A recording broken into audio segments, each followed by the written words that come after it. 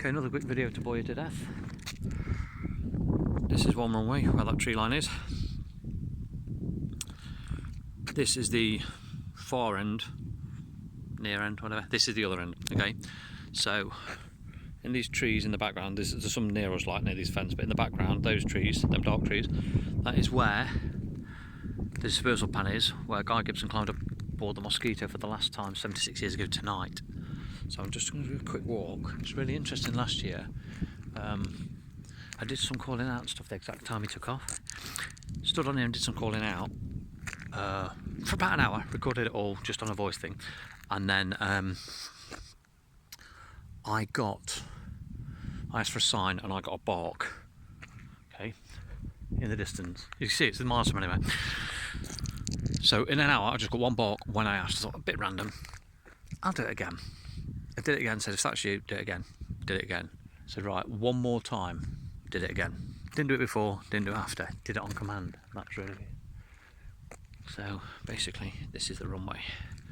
So he'll have come, bad English, he'll all in English and everything. He'll have come from where these dark trees are, okay, taxied out to here. At the end of this runway, there's now a pond at the very end. Don't know if that's got someone crashing it, I don't know.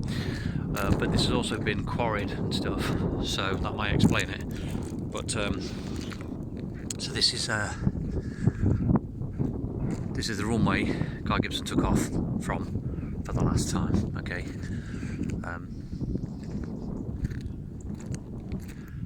So there we go. So to come across from those trees, you'd have taxied across here, you'd have held it here, and it thundered down here for the very last time. So that's one runway. The other one goes where this tree line is, right to left. I'll show you that. That's another one, and the third one, it's an A shape, so the third one, so the top of the A, if you like, is somewhere in that other tree line, behind these trees with this pond, somewhere around there. So there we go. So this is the 76th anniversary of Guy Gibson leaving Earth for the last time, okay. So there we go. As you can see, it is miles from anywhere. It's in the middle of nowhere, absolutely. So how many people know? How many people flying over here? I've not got a clue. So there, I'll just zoom in so you can see. So this is the memorial that you can see in the left corner, over the left side there, look. And then let me just zoom in. Right the way down there. So he thundered from where I am, exactly where I am, thundered right the way down here. Took off before those trees, launched into that sky, never to return. So I'll just show you the other runway while I'm here. Let me check what time it is. 19:30, so about another 20 minutes to the exact time he took off.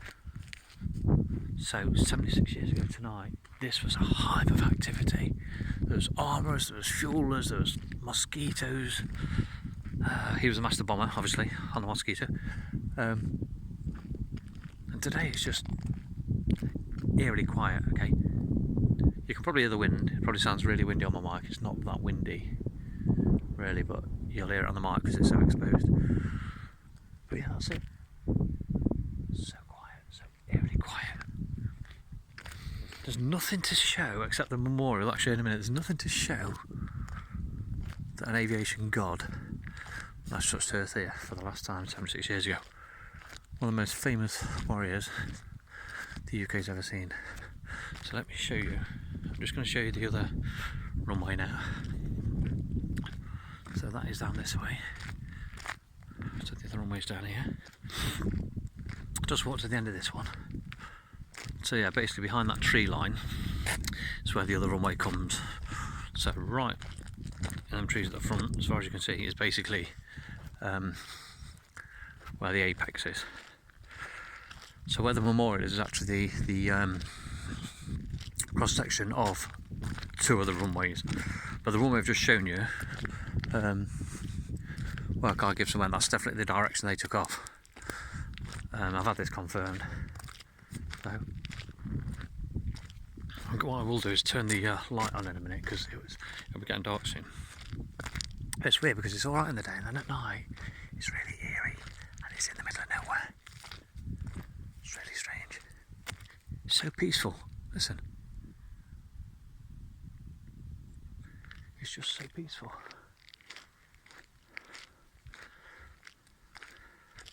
I sound out of breath on these. I'm so sorry. I'm so fat and out of shape. It's ridiculous. I used to be able to do the splits and stand on one leg and kick right above my head. Then middle age it. And kids and careers. And my martial arts went out the window. And so did my fitness. So I'll try and not sound like I'm out of breath. So this goes right down here.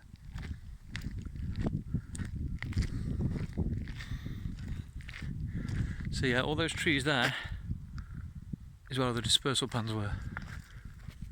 I'd quite like to be on one of the dispersal pans tonight, but obviously I can't be in two places at once. And unfortunately, because the lakes and stuff, you can't get across to that. It's about a 6 or 7 mile drive round.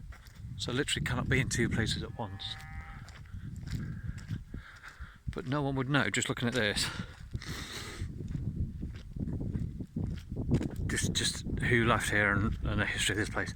This is where 9 Squadron were based. No, it wasn't. This is where 617 Squadron were based. And I think 9 Squadron.